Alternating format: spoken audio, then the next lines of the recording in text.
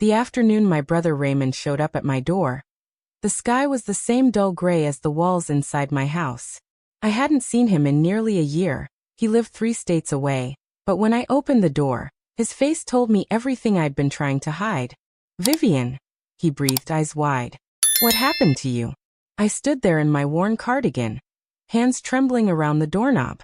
I wanted to tell him I was fine, that the tiredness on my face was just age, that the coldness in the room was only from the broken heater. But the lie refused to come out. He stepped past me and stopped in the middle of the living room.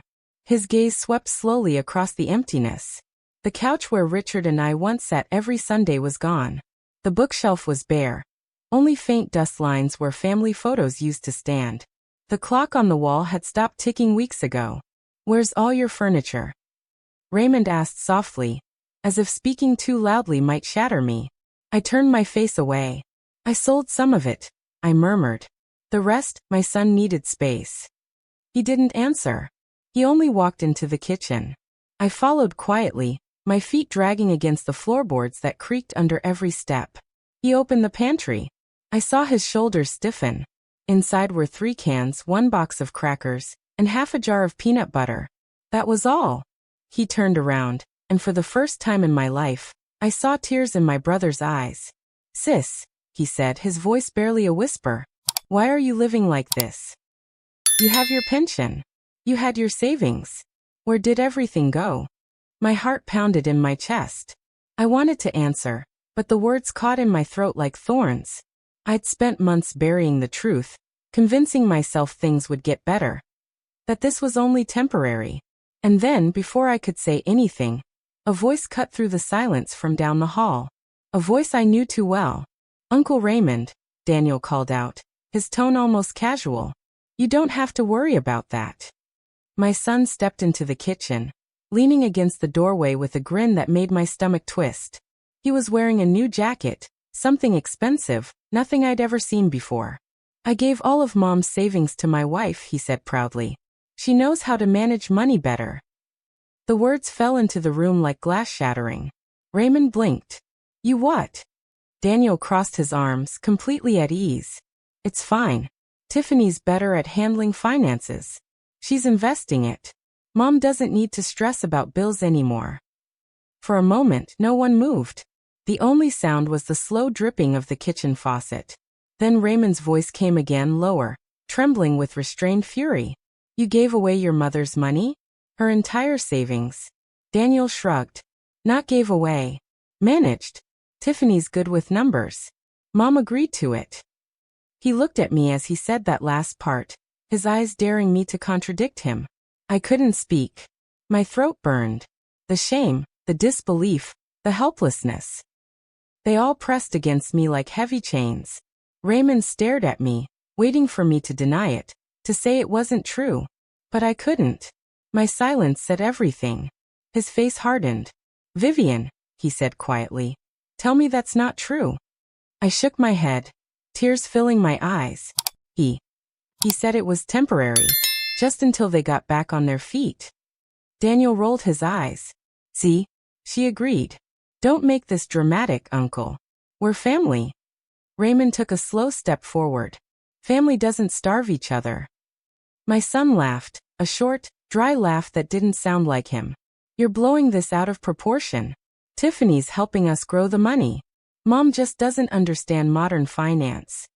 Raymond turned to look at me again. My hands were shaking as I reached for the counter to steady myself. He saw the unpaid bills tucked under a chipped mug. He saw the cold cup of tea still sitting from yesterday. And he saw what I had tried so hard to hide. The thinness of my arms, the hollowness in my cheeks. His jaw tightened. "Vivian," he said slowly, "how long has this been going on?" I couldn't answer. The room began to blur. Daniel stepped forward again, trying to reclaim control. "Mom's fine. She just worries too much. Everything's handled. Tiffany and I are taking care of her." Raymond's eyes flashed. "Taking care of her? Look at her. You've taken everything from her." My son's grin faded. For the first time, he looked uncomfortable, but pride wouldn't let him back down. "You don't understand," he muttered. "I understand enough," Raymond said sharply. I can see what's in front of me. The silence that followed was thick and unbearable. I felt it pressing against my skin, filling every corner of the house. Raymond took a deep breath, exhaled slowly, and removed his coat. He folded it over his arm with the same calm I remembered from when we were children, right before he'd stand up to the bullies at school. Then he looked at me, his voice low but steady. "Vivian," he said, "start from the beginning." And that's when I knew I couldn't hide anymore. Before I tell you what happened next, please subscribe to this channel if you believe no parent deserves what I went through. Because what I'm about to share isn't just a story, it's a warning. A reminder of how love, when misplaced, can cost you everything. Brief pause, heartbeat sound in background. So I took a deep breath and began to tell my brother how it all started. When Raymond asked me to start from the beginning, my mind drifted back to a very different time. When my house was still full of life, and laughter echoed through every corner. My name is Vivian Allen, and I'm 68 years old. For most of my life, I worked as a registered nurse at the county hospital. 42 years of long shifts, aching feet, and the quiet pride that comes from helping others heal. My husband, Richard, used to joke that I loved my patients more than I loved him. Maybe he was right. But the truth is, I loved them both the same way, with my whole heart. When Richard died 12 years ago from a sudden heart attack, my world stopped for a while. I remember sitting by his hospital bed, holding his hand even after the monitor went flat. I was still wearing my nurse's uniform that day. I'd come straight from work. I couldn't cry. I just kept whispering, "You can rest now, Richard. I'll take care of everything." And I did. Everything I had left, every ounce of love, strength, and purpose, I poured into our son Daniel. He was my reason to get out of bed when grief told me not to. My reason to keep working, to save every penny, to make sure he had the future his father always dreamed of giving him. Daniel was a good boy, bright, affectionate, always eager to make me proud. When he graduated from college with honors, I sat in the back row of that ceremony still wearing my hospital scrubs because I'd come straight from a night shift. But when he walked across that stage, diploma in hand, I didn't feel tired anymore. I felt complete. After graduation, Daniel landed a stable job at a logistics company. He called me every week, sometimes just to say, "Mom, I couldn't have done it without you." Those words made every sacrifice worth it. A few years later, he met Sophie, a marketing executive he met at a corporate conference. I still remember the day he brought her over for dinner. She was stunning. Poised, confident, with the kind of elegance that makes people straighten their posture when she enters the room. She reached out to shake my hand, her perfume expensive and her smile, well, polite. "It's so wonderful to finally meet you, Mrs. Allen," she said sweetly. "Daniel talks about you all the time." Her voice was soft, her manners perfect, but there was something behind her eyes that I couldn't quite read. A certain coldness, like a polished mirror that reflects but never reveals. Still, I wanted to like her. I told myself she was just shy. They married 6 months later in a small ceremony at a garden venue downtown. I helped pay for the reception, not because they asked, but because I wanted my son's big day to be special. That night, as they danced under the lights, I felt so proud I thought my heart might burst. After the wedding, Daniel and Sophie settled into an apartment across town.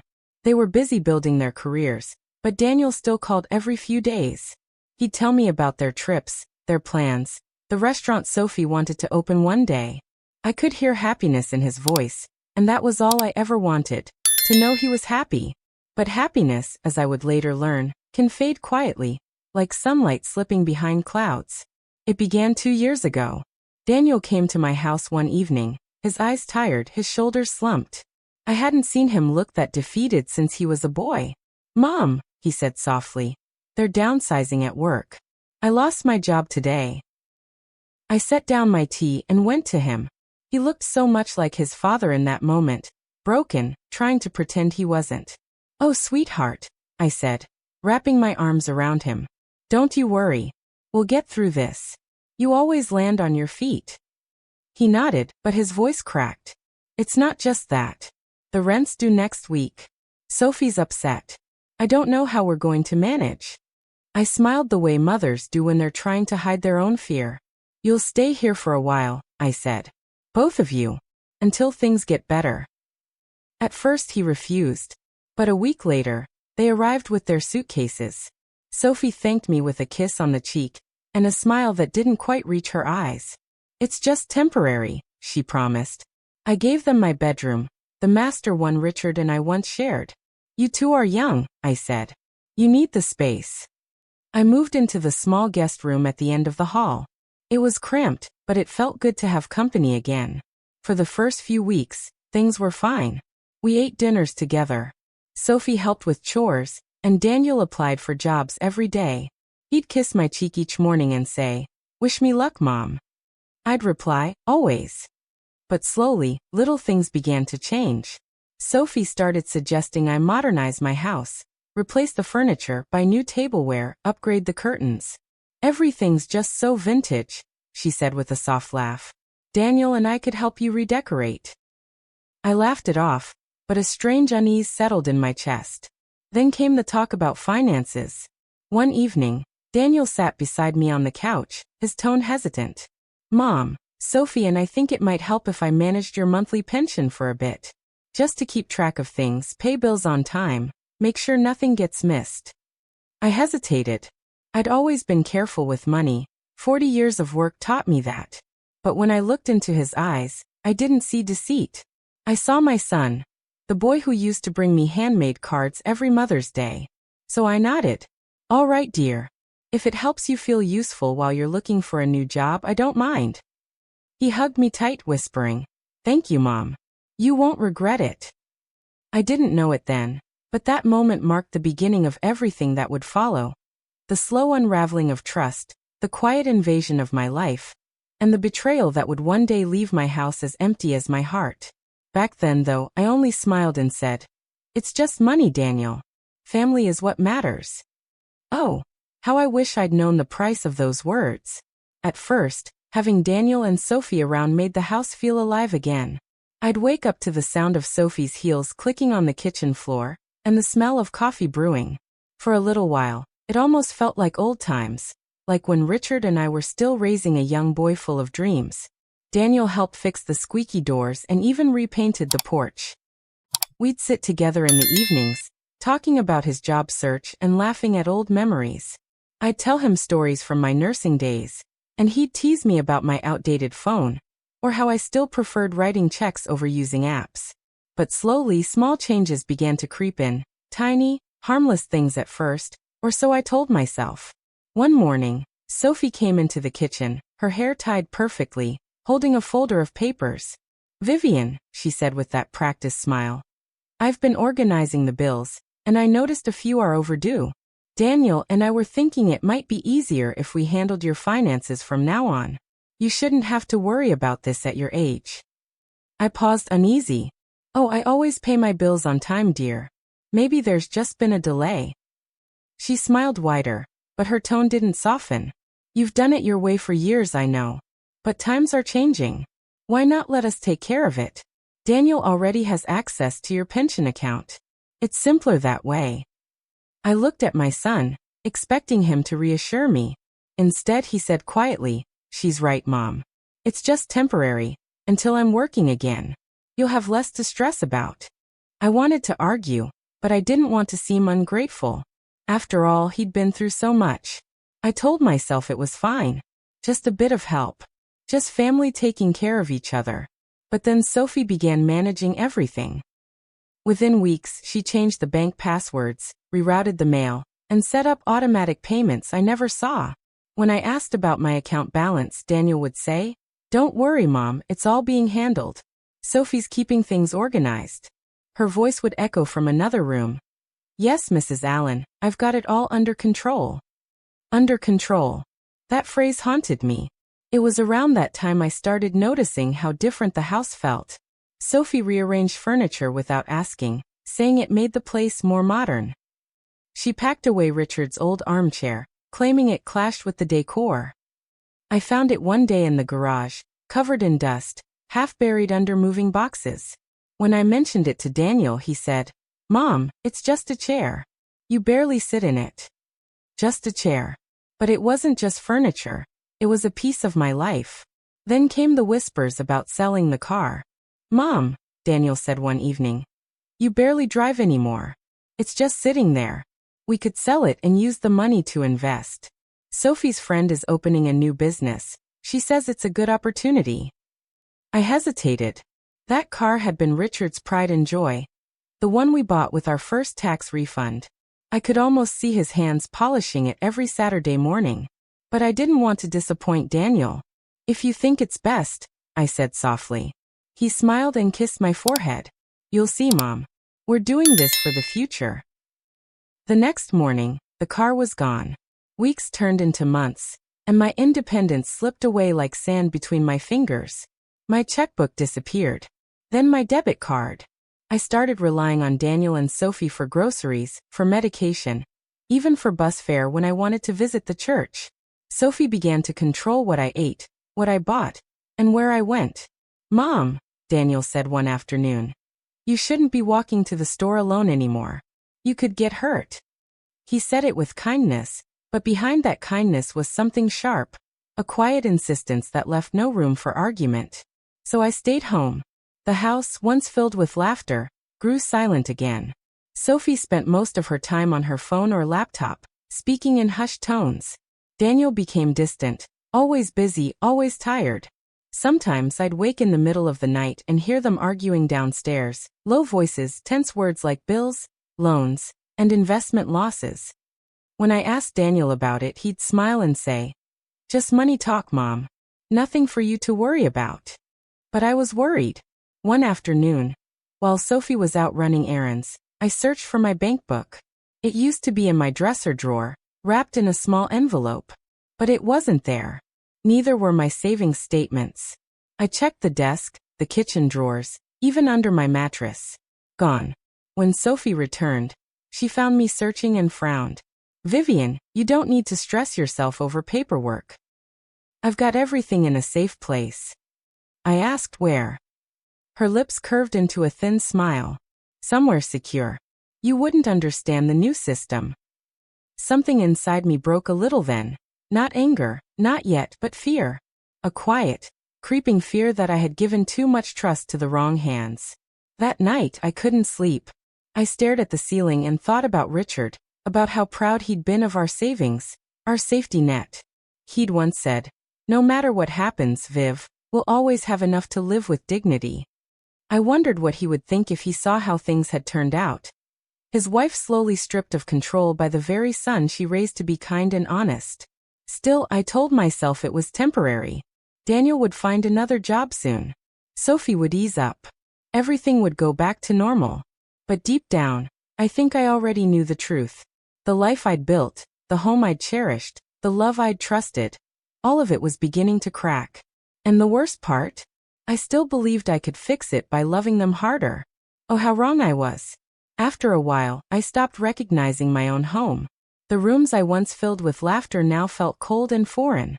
Sophie's touch was everywhere, sleek gray curtains, glass ornaments, and the scent of her expensive candles masking the emptiness. My floral curtains were gone. My photographs vanished from the shelves. Even the kitchen table, the one where Richard and I shared every meal, had been replaced by something more modern. When I asked what happened to the old furniture, Sophie smiled politely. "We sold it, Mrs. Allen. It was outdated. You'll thank me later." I didn't thank her. But I didn't protest either. I was tired of the tension. Then came the new rule. Please knock before coming into our room. It was still my house, yet I found myself asking permission to enter parts of it. I became a guest in the home I'd built with my husband's hands. At first, Daniel would reassure me. "Mom, Sophie's just particular about privacy. Don't take it personally." But I noticed how often he repeated her words instead of his own. How his tone changed when she was nearby, polite, guarded, almost fearful. I began to wonder who was really in control. One morning, I went to make breakfast and found the refrigerator nearly empty. A few eggs, half a loaf of bread, and a carton of milk that had expired a week before. "Sophie," I asked gently, "did we run out of groceries?" She didn't even look up from her phone. "I'm handling it, Mrs. Allen. You don't need to worry about food or bills. You just relax. But the next day, nothing changed. Nor the next. A week later, I asked Daniel, "Could you please pick up some things from the store? We're running low." He sighed. "Mom, Sophie's managing the budget. We can't just spend money recklessly. Prices have gone up." It stung, hearing my own son call food for his mother reckless. That night, I made soup from leftover broth and a handful of rice. I told myself I wasn't hungry, that I was just getting older and didn't need much. But my body knew the truth. The following month, Sophie began collecting my mail. "It's easier this way," she said, "so we can manage your finances efficiently." At first, she'd hand me the envelopes after she opened them, explaining what each bill was. Then one day, she stopped handing them over at all. I asked Daniel about it and he frowned. "Mom, you don't have to worry about all that. We've automated everything." That word again, automated. It sounded like progress, but it felt like erasure. Then gradually visitors stopped coming. My church friends, my old colleagues, they called less and less. When I asked one of them months later why she stopped visiting, she said softly, "We tried, Vivian. But every time we called, your daughter-in-law said you weren't feeling well." I wasn't unwell. I was lonely. The house grew quieter with each passing week. Daniel started spending more time out, working part-time jobs or helping friends with investments. Sophie was always online, claiming to be researching business strategies. I spent my days cleaning rooms no one used and knitting scarves I'd never wear. Then one morning, I found the drawer where I kept my jewelry empty, the box that held my wedding ring gone. My heart dropped. I searched every corner, even the attic, hoping I'd misplaced it. But deep down I already knew. When Daniel came home that night, I asked him gently, "Did Sophie borrow my ring? It's missing." He froze. Then his jaw tightened. "Mom, it was just sitting in a drawer collecting dust. Sophie pawned it for now. She'll buy it back once we make some returns on our investments." My hands went cold. "Pawned? Daniel, that was your father's gift." He cut me off. "Don't start, Mom. It's not a big deal. You're overreacting." Overreacting. That word stung worse than any insult. I wanted to scream, but instead, I swallowed my pain. For the first time, I was afraid of my own child, afraid of the tone he used, of the way his eyes hardened when I questioned him. That night, I sat on the edge of my bed and whispered to Richard's photograph, "What happened to our boy?" No answer came, only the sound of muffled laughter from the living room, where Sophie was showing Daniel something on her phone. Weeks later, things got worse. One evening, I asked Daniel if I could have a little money, just $20, to buy yarn for a church project. He sighed irritated. "Mom, why don't you just ask Sophie? She handles that stuff now." When I asked her, she handed me $5 and said, "Make it last." I wanted to cry, but the tears wouldn't come. As days passed, I noticed how weak I was becoming. I'd lost weight. My hands trembled when I tried to cook. Sometimes I'd find myself dizzy from standing too long. One night, I fainted. When I woke up on the floor, Daniel was standing over me, his expression more annoyed than worried. "Mom, you need to eat better," he said coldly. "Eat better? On what? Air." The next morning, I tried to make breakfast, but the cupboard was bare again. I found one apple, bruised and soft, and half a loaf of bread. I ate them slowly, ashamed of how grateful I felt just to have something in my stomach. I began to keep small notes hidden under my pillow, scribbles of what I remembered about my finances, my passwords, my accounts. I wanted proof, just in case. But one day, the notes were gone. That night, Sophie said casually, "Oh, Mrs. Allen, I found some scraps of paper under your pillow. I threw them away. You shouldn't clutter your room with nonsense." That was when I realized she was going through my things. Every drawer, every cabinet, even the bedside table. Nothing was private anymore. It was around that time that Daniel stopped calling me Mom. He started saying Vivian. "Vivian, have you seen the mail? Vivian, did you move my paperwork?" It was like he was rehearsing for a life where I didn't exist as his mother anymore. One night, I overheard them talking.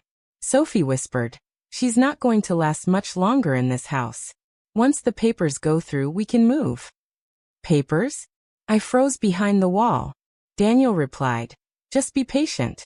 I'm handling it. My heart pounded so hard I could barely breathe. I didn't know what they meant. Selling the house, maybe? Moving me into a home. For the first time, I felt genuine fear for my future. A few days later, I asked Daniel directly, are you planning something I should know about? He smiled faintly. You worry too much. Trust me, Mom. I'm taking care of you. That night, I didn't sleep. I sat in the dark, clutching Richard's photograph, whispering prayers for strength. Then one morning, everything came crashing down. I woke to the sound of a moving truck outside. When I looked through the window, strangers were carrying out my furniture. What little I had left. I ran outside in my robe shouting, what's happening? Where are you taking my things? Sophie appeared at the door, perfectly calm. We're selling some items we don't need anymore, Mrs. Allen. The market's good right now. You'll thank us later. I felt my knees weaken. You can't sell my belongings. Daniel stepped forward, his tone firm. Mom, calm down. These things are old. You don't even use them. I stared at him, my voice trembling. That's not the point, Daniel. They're mine. His expression darkened. Ours now. I will never forget that moment. The sound of the word ours slicing through my heart like glass. That night, the house was nearly empty. I sat in my chair, staring at the bare walls, feeling smaller than I ever had in my life. I whispered to myself, they've taken everything. My home, my savings, even my memories. For the first time, I thought about calling for help. But I didn't know who to trust anymore. Still I prayed. Lord, I said, my voice shaking. If anyone still cares, please send them to me. And as if he heard me, my brother Raymond came to visit a week later. That was the day everything changed. The morning Raymond came. I was sitting by the window, staring at the empty street. The house was quiet, too quiet. Even the walls seemed to echo with what had been taken from me. I remember thinking how strange it felt to live inside a home that no longer felt like mine. Then came the sound of tires crunching on gravel. A car door slammed. Moments later, the front gate creaked open. When the knock came, I froze. It was firm, familiar, full of purpose. Vivian, it's me, Raymond. I hadn't heard my brother's voice in months. For a brief second, I wanted to hide. I didn't want him to see me like this, thin, pale, my hands trembling from weakness. But something in his tone pushed me to move. I opened the door. The moment he saw me, his face drained of color. My God. Vivian, what happened to you? He stepped inside and looked around. His eyes landed on the barren living room. The missing furniture, the faded curtains Sophie had left behind. The silence hung heavy. He turned to me slowly. Where's everything? And where's Daniel? I tried to smile, but it came out as a whisper. He's in the back. They've been busy. Before I could say more, Sophie appeared from the hallway, perfectly dressed as always, a calm smile on her lips. Oh, Raymond. What a surprise. You should have called before coming. He didn't return her smile. I don't need an appointment to see my own sister. She hesitated, then motioned toward the kitchen. Daniel's in there. He'll be happy to see you. Raymond glanced at me one more time, then walked past her. I followed quietly, my heart thudding in my chest. Daniel was sitting at the kitchen table, typing on his laptop. When he saw us, he closed it quickly and forced a grin. Uncle Ray. Well, this is unexpected. Raymond didn't waste time. Daniel, I want to know what's going on. Why is your mother living like this? Where's her furniture? Her food? Her savings? Daniel leaned back, his expression calm, too calm. Uncle, you're overreacting. Mom's fine. We've just made some financial adjustments. Adjustments? Raymond's voice rose slightly. She's living in an empty house, Daniel. She looks like she hasn't eaten in days. Sophie spoke before Daniel could answer. Raymond, please don't exaggerate. We've been taking care of her. She's just fragile these days. I looked at her, stunned. Fragile? I whispered. You've taken everything from me. Daniel sighed, rubbing his temples. Mom, please. Don't start this in front of Uncle. Raymond turned to me, his face softening. Vivian, tell me the truth. Did you give them your money willingly? The room fell silent. I could feel both of them watching me. My heart raced, and for a moment, I thought I'd faint again. I looked at Daniel, my son, my only child, and the words burned in my throat. Finally, I whispered. I trusted them. I thought I was helping. I didn't know they'd take everything. Raymond's jaw clenched. Everything. Daniel stood abruptly. Mom, that's not fair. You agreed. You said it was okay. You wanted us to handle your finances. Handle? Raymond snapped. You mean control. Sophie folded her arms. We did what any responsible couple would do. She was struggling to keep up with her bills.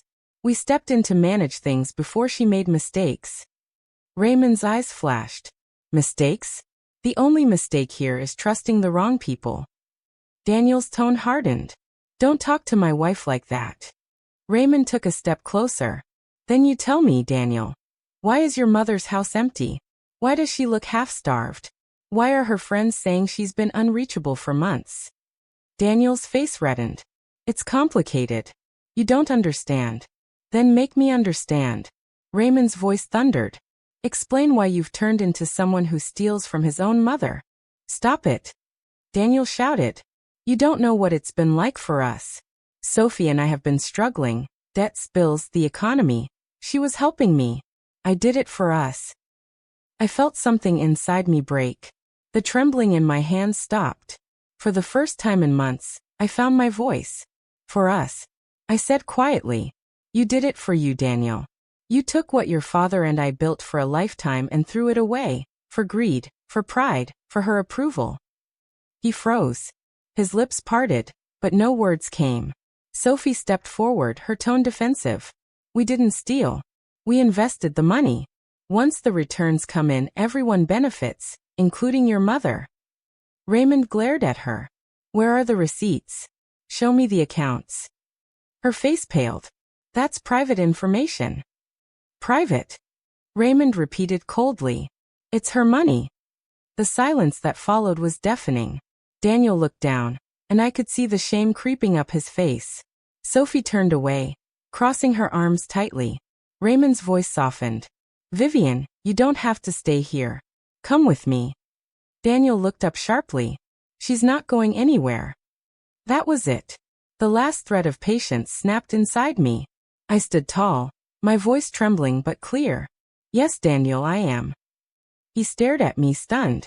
I took a deep breath. You may have taken my money, my house, and even my strength, but you will not take my dignity. Raymond put his arm around me. We're leaving, he said firmly. Daniel's tone turned desperate. Mom, please don't do this. You don't understand. We needed help. I looked at him one last time. I gave you help. You gave me nothing but shame. He opened his mouth, but before he could speak, Raymond turned to him, his voice cutting through the air like steel. You've made your choices, Daniel.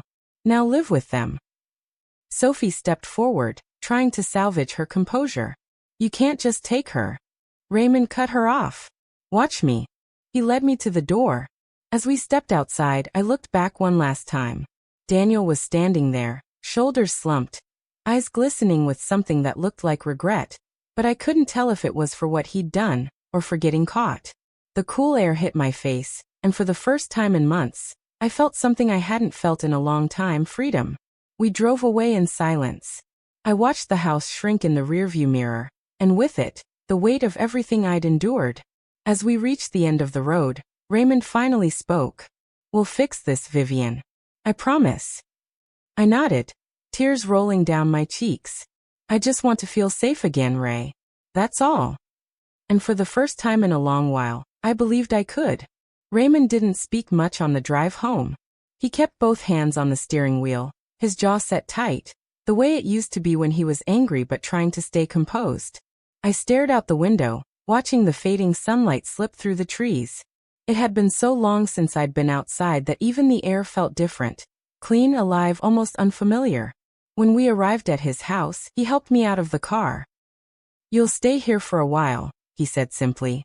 No arguments. For the first time in months, I slept without fear. The next morning, Raymond made calls to the bank, to an old friend who worked in local law enforcement, and finally, to a lawyer. I sat at the kitchen table, hands wrapped around a warm mug of tea, listening quietly as the truth of my situation unfolded piece by piece. The lawyer, a kind woman named Marcia, came that afternoon. After hearing everything, she shook her head. "Mrs. Allen, what they've done is financial exploitation, and it's illegal. We'll start by freezing your accounts and recovering what we can." Her words brought a strange mix of relief and heartbreak. Relief that justice might finally be within reach. Heartbreak that it had to come to this. That my own son's name would be on those papers. Within days, Raymond helped me gather every record, every receipt, and every document we could find. With Marcia's help, we traced the missing funds. Most of my savings had been moved into joint accounts under Daniel's and Sophie's names, and some into a so-called investment firm that didn't exist. It was a scam. When the police got involved, the shock rippled quickly. Sophie disappeared first. Daniel tried to defend himself, insisting it was all her doing, that he had trusted her, just as I had trusted him. But the evidence was there. My bank logs, the pawn receipts for my jewelry, even the signature on the forged withdrawal form. His signature. I thought I'd feel anger when they told me, but what I felt instead was a deep, quiet sorrow, the kind that sits in your bones. Raymond held my hand through every meeting, every phone call, every step of the investigation. "You're not alone anymore, Viv," he'd say. "Not ever again." Months passed before the case was resolved. Sophie was charged with fraud. Daniel avoided jail through a plea deal, but the court ordered restitution and counseling. He sold their car, their furniture, even his wedding ring to pay back part of what he'd taken. I didn't attend the hearing. I couldn't. Instead, I spent that day at Raymond's house, sitting in the garden. The sun was warm on my face, and the scent of blooming lavender reminded me of the days when Richard used to tease me for planting too many flowers. For the first time in what felt like years, I allowed myself to breathe deeply. Later that evening, Raymond came home with a brown envelope. Inside was a check, part of my recovered savings.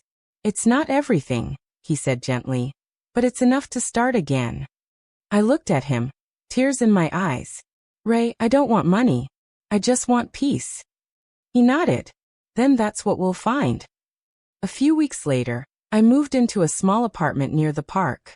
It wasn't much, but it was mine.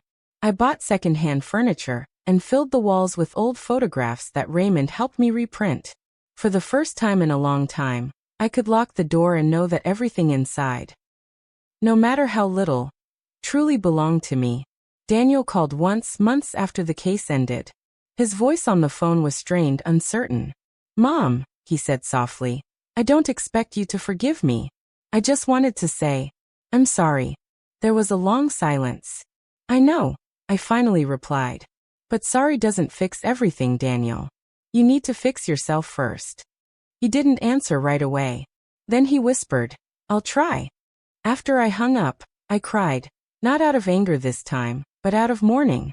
Mourning the son I once knew, the years we'd lost, the love that had turned into something unrecognizable. But that night I prayed, not for punishment, but for healing. For both of us. These days, I wake up early, make my own tea, and walk to the park every morning.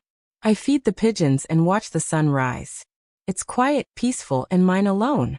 Sometimes I still think of the house I lost, the furniture, the memories, but I've come to realize that peace isn't found in things. It's found in reclaiming yourself after being broken. And in that sense, I've found more than I ever lost. It has been over a year since that dark chapter of my life ended.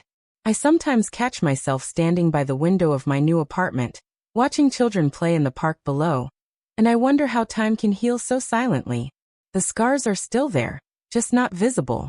I've learned to live with them, to let them remind me of what trust should truly mean. I no longer wake up with fear in my chest. The mornings are mine again. Every so often, I open my old photo album. There's one picture that always stops me. Daniel at 5 years old, holding my hand, his smile missing 2 front teeth. When I look at that photo, I don't see the man who betrayed me. I see the boy who used to run into my arms after school. And I whisper the same words I've been repeating in my prayers. "I forgive you, my son, but I will never forget what it taught me. Forgiveness, I've realized, isn't a gift we give others. It's the way we set ourselves free. If my story has shown me anything, it's that love, without boundaries, can destroy the very people it tries to protect. Parents, especially mothers, have a way of giving until there's nothing left. But love should never mean surrendering your dignity. I've met others like me, neighbors, old friends, people who quietly endured exploitation at the hands of those they trusted most. Some never spoke up. Others lost everything before they found the courage to fight back. To them, and to anyone listening now, I want to say, you are not powerless. Speak up. Ask for help. Protect what you've built. Because what I lost was not just money. It was a lifetime of believing that love alone could fix everything. Now I know, love needs respect to survive. When I sit on the park bench and feel the morning sun on my face, I tell myself that my life didn't end with betrayal. It began again with truth. I still have kindness in my heart, but I've learned to keep wisdom beside it. So if you're watching this and you've felt that kind of heartbreak, if you've been used, forgotten, or silenced, please remember, there's life after the pain. There's still goodness waiting for you. And before I end my story, I want to ask something simple from you. If you believe every parent deserves love, dignity, and peace in their final years, please subscribe to this channel. Your support helps share more stories like mine. Stories that remind the world that even in betrayal, hope still survives. Thank you for listening. And may your days be filled with the peace I fought so hard to find.